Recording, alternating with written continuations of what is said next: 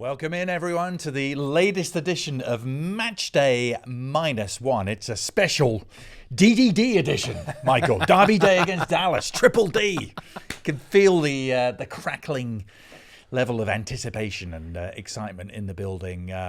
Before we get into it, our Matchday -1 show, as always, presented by our fine friends at PointsBet, founding partner of Austin FC, Adrian Healey, Michael Lahoud on board. I can tell you're excited, Michael. Oh, my gosh. Who can't be? Who can't be? Look, I'm sitting up straight. This is the best posture I've ever had since second grade. And you have to sit next to me on a daily basis, so I'm no example for you, I'm afraid. Before we get into everything surrounding the derby, let's do some housekeeping, because an important date happened this week, and that was the opening for the MLS All-Star voting, of which you will play a massive part.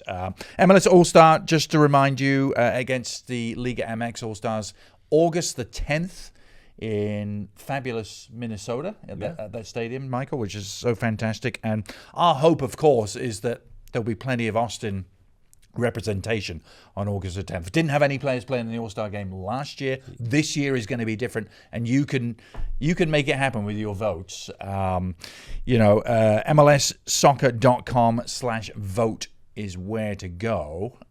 Voting opened on Tuesday, Michael, and the obvious candidate is Sebastian Driussi. If he's not there, then there's been a gross miscarriage of justice, isn't there? But if he's not there, I'm going to keep pressing reload on the page till I see his name on there. Look, this guy, we've seen him since he's come to the city of Austin, really taking the league by storm this year, and such a key part of the success of this Austin FC team this season.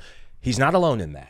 Right. But definitely one of the key figures of this locker room. Yeah, you will see when you go to MLSsoccer.com/vote that there are plenty of Austin players available for selection. And all I'll say is don't delay in any of that vote, because the voting doesn't stay open forever until, you might think, the game's not till August 10th. Well, in actual fact, the voting closes on July the 1st. It's only a few days away, so worth seeing those votes accumulate. We want to see some serious Verde and Black representation. Well, it's not just because they're part of the Verde and Black. I want to see players being rewarded for the season they've had so far. And there's quite a few Austin FC players who I think have earned the right to be there and will continue to state their case with performances week in and week out. Yep, MLS players, fans, media, all determine 12 of the players who will take part. The sort of voting is split up into different areas of the pitch, isn't it? Another 12 players picked by the head coach of the MLS All-Star team, who's always the home coach. So this year it's Minnesota United's Adrian Heath. And then they always reserve two picks for the commissioner's picks. Someone that Mr. Don Garber thinks maybe was overlooked by the fans or by the MLS coach. Always interesting to see who gets the commissioner's pick. So we got, there's many ways that our players can get selected, but you can make the difference. I want to petition for the Healey picks in future MLS All-Star games, but that's just me, my own bias. Right. So do it. You will be rewarded on August the 10th. So let's get into the rivalry. Housekeeping out the way. This is what everything has been about this week, the build-up to, quite frankly, what is, I think, there's no doubt about it, the biggest home game of the season, certainly so far. Michael, just your general thoughts being around the building today and being here a lot of this week. You can sense the players, especially coming off the back of the Montreal win, have had this performance in mind, how to get the better of Dallas. And let's face it, that wasn't the case last year. I think that's been part of the conversation around the building this year, is how do we turn the tables on them after what they did to us last year? Well, you set the tone with the DDDs. I'm going to add another D in there, determined. Yes. This group looks determined to change the tide of this matchup, this rivalry, and to continue to announce themselves to Major League Soccer on a national level. They're doing it in the last couple matches and really the performance against Montreal. That's a start of something during this tough run. Now you have a chance to really cement this belief that we believe in, because we get to see them week in and week out at training and the work that goes behind the scenes, but the rest of the country gets a chance to bite into that belief as well. Yeah. unfinished business was how Brad Stuver termed it, and I think he framed it perfectly. Just the memory of last year, and let's face it, both teams are now in a very different place to where they were 12 months ago in the first edition of this derby, and that's what has added this extra layer of excitement around the place, that we're talking about not just a derby, but a derby that means it's a true 6-pointer, third against fourth, only 2 points separating the teams. This, talk about momentum generation, Michael, not just in terms of Texas bragging rights, but in the Western Conference too. Absolutely. Austin FC, with the win against Montreal, they are now keeping themselves in that conversation higher up the table with LAFC. You want to keep yourself within striking distance, where by the end of the season, getting results, and not just draws, but getting 3 points in matches like this, it puts you in the equation for a bigger conversation than just making the playoffs. The players have talked about, yes, the initial goal is to make the playoffs for the season, but I think this team is starting to believe in something bigger than just a playoff game. Yeah. So how do they get these 3 points, Michael? That's the question. Against a Dallas team who have some fearsome attacking weapons, don't they? And they have a lot of speed. One of the quickest teams in the league. They like to high press and make life uncomfortable for opposing defenses. How do we get the better of a team like that? Well, this FC Dallas team, for as dynamic as they've been in the run of play, they struggle with set pieces. The last couple matches, teams have had success with them, again, in set pieces. Austin FC, one of their strengths, set pieces. And I think, are we leaning a bit into the Lahoud mood? We're gonna hold. Yeah, we're in a holding pattern. The full Lahoud mood to be given its spotlight, its proper spotlight. Well, let's highlight FC Dallas a bit and what they do well. Okay. So this Dallas team, you said it, they high press very well, and they did that last time out at Q2 Stadium, and they've really been successful at that. Teams that have been more direct and mixed up their play a bit and been adaptable have succeeded. So I think Austin FC will learn from that and mix up their play. The Verde and Black have looked very adaptable. We know that they have this dynamic passing and possession-oriented style of play.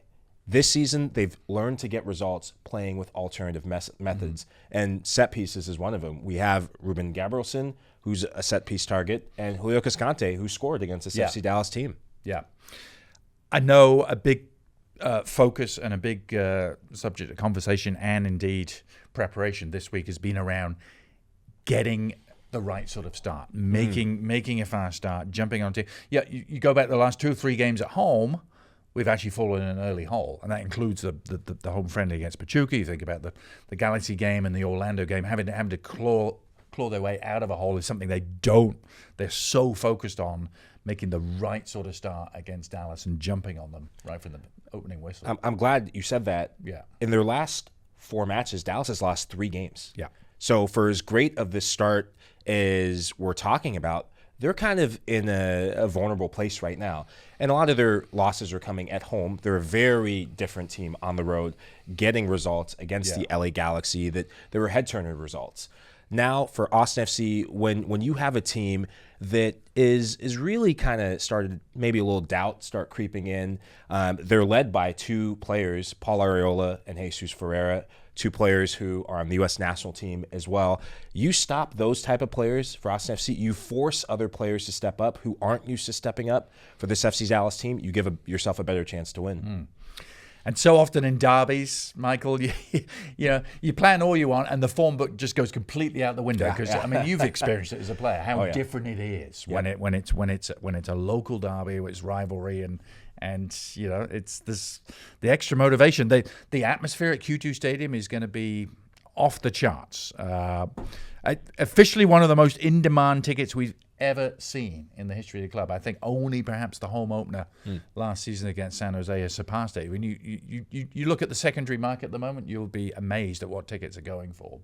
But the crowd can play their part in this derby quest, can't they? Yeah, and rivalry games in big, just larger-than-life matchups like this, oftentimes the crowd do play their part. They will you on, and it's really about mentality. Yeah. The team who has the right mentality, who's hungrier, who competes in this matchup, will give themselves the best chance to win. Yeah. Let's look at the Austin midfield, Michael, because that's probably where the most question marks are. After last week, of course, Danny Pereira's red card means he's not available. Johan Valencia, an ill-timed injury. There hasn't been many injuries at all. We've been remarkably healthy as a team. Unfortunately, Johan was the exception to the rule, wasn't he? Picked up an injury at a bad time, or else you would have thought he would be in the mix. So some questions for Josh Wolf in that midfield. One player who is absolutely not under any sort of question is the captain, Alex Ring. Let's talk about him a little bit, because he has been the subject of much discussion amongst the Austin fans and the Austin media. What we saw from Alex Ring last week in Montreal, Michael, to my eyes, was his best performance of the season. Would you agree? Absolutely. I thought what we saw when he played in the match against LAFC was the standard, and then he took it one better. I played defensive midfield, and a lot of times it's not the most heralded position, but in the biggest games, I think it's the most important position because it sets the stage for the rest of your teammates to flourish from front to back. Yeah. He was the screen for this back four. And what I loved about him, the team goes a man down, and it's Alex Ring using his positioning, his leadership, and just that never say die, tough tackling attitude to will the team forward. And that rubs off on a young player like an Owen Wolf, who played very well, who played alongside. Those things add up to success for a team in the long term. Yeah. As you said, his work rate was phenomenal last week in Montreal. His ability to pop up and win the ball, even in unexpected fashion, was just amazing. How many times were we like, he's popped out of nowhere and stifled a Montreal attack? Well, there was one towards late in the game, and I think you pointed it out on the play-by-play, where Montreal has two players coming down the right-hand side, wing back making the overlap. And Alex Ring comes all the way across the field. He had just broken up a play up the field, comes all the way across the field to make a tackle and win the ball and then lead the counterattack for Austin FC.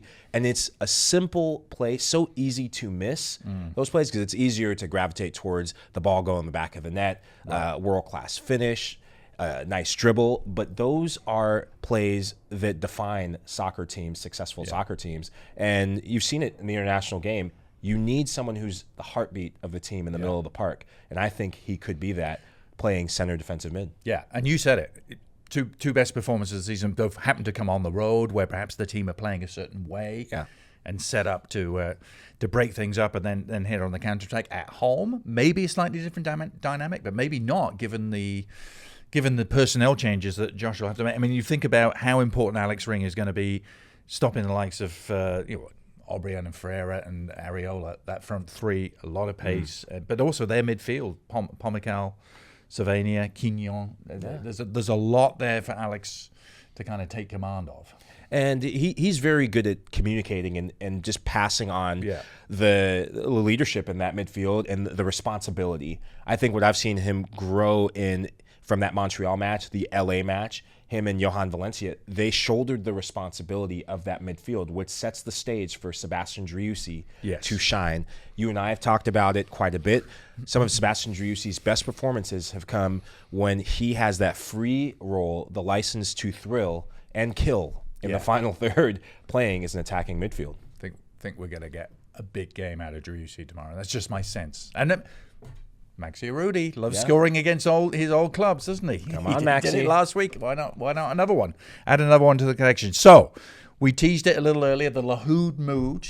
Let's move on to that. I'm intrigued as to how you would describe that mood. I know what my mood is like, but how do you? It's written all over my face. Excited. Yeah. I was about to jump in from the start. The Lahoud mood is excited, and as always, we'll do the pre-mood, just a little taste of it. So I will give you one of two things. First and foremost, for Austin FC to be excited about this match and excited about the result to be in their favor, they will have to compete. Rivalry games, tactics go out the window, competition, outcompete your opponent, you give yourself the best chance to win. And also game management.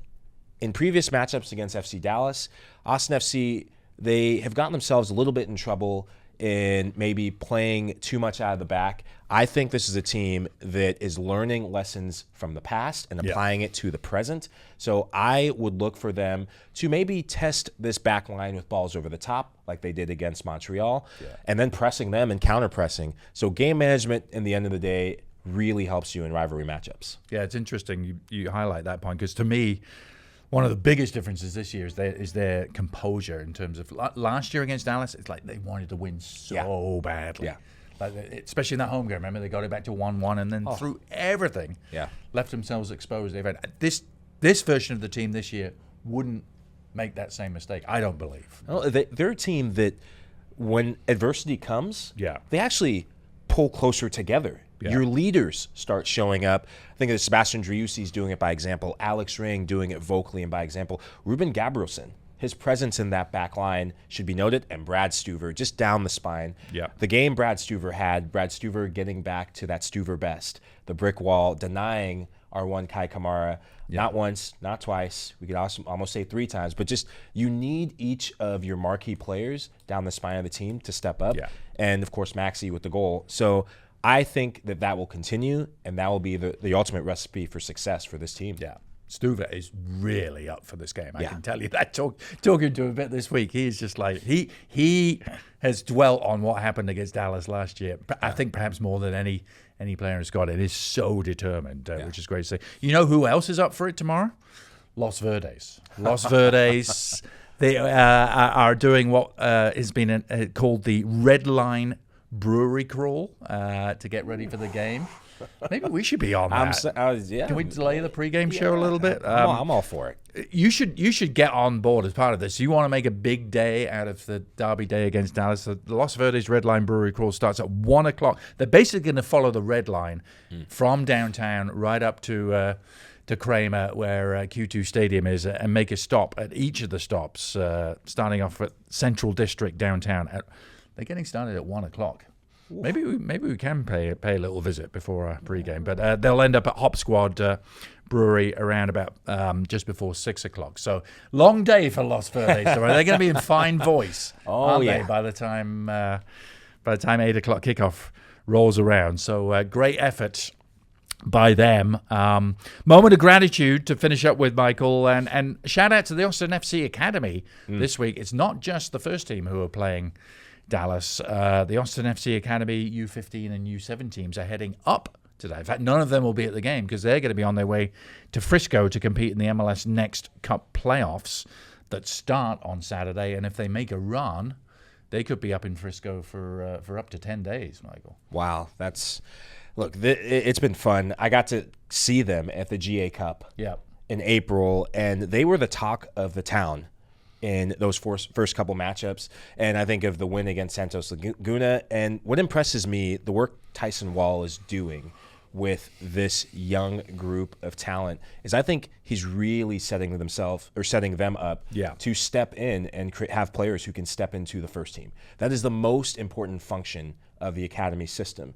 Yes, winning trophies, winning tournaments is amazing. That only helps with their experience for these players to be able to get that winning feel to then step into the first team. But international competition. Claudia Reyna talked to us about that, of the best thing to build and develop young players, get them on the national team. And the fact that we have some players from this academy system getting on the youth national team is a big kudos to the staff. Yeah. Right from the U15s, as we saw, through to the U19s, of course, Owen Wolf just recently. Should mention the Academy U13 and U14 teams also competing up in Frisco, but that'll be the showcase portion of the event. So if you get a chance, I'm sure there'll be games streaming online. The U15 and U17 MLS Next Cup playoffs starting June 25th right the way through to July the 3rd, potentially, up there in Frisco. That team coming down from Frisco, down I-35. We haven't come up with a name for the Austin Dallas Derby just yet. I still think that's a slow burner. Someone is going to eventually christen this derby. I mean, we put the PointsBet odds on you.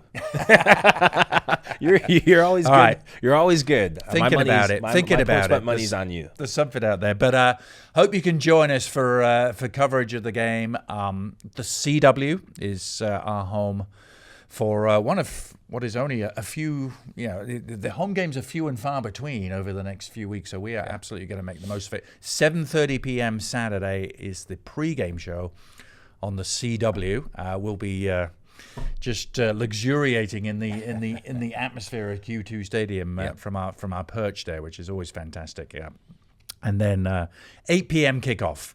8 p.m. start of the game portion of the show. Just after 8 is the kickoff. The CW, Austin, Michael, we got a lot to look forward to tomorrow. I can't wait. I can't either. It's just the maturation of this team, the maturation of this club, and these are amazing matches to show that, to prove that to the rest of the world and the rest of the league, really. Yeah. All right. Hope to see you with us tomorrow. If you can't be at the stadium, CW, 7:30 Saturday night, Austin and Dallas. Don't miss it. See you then.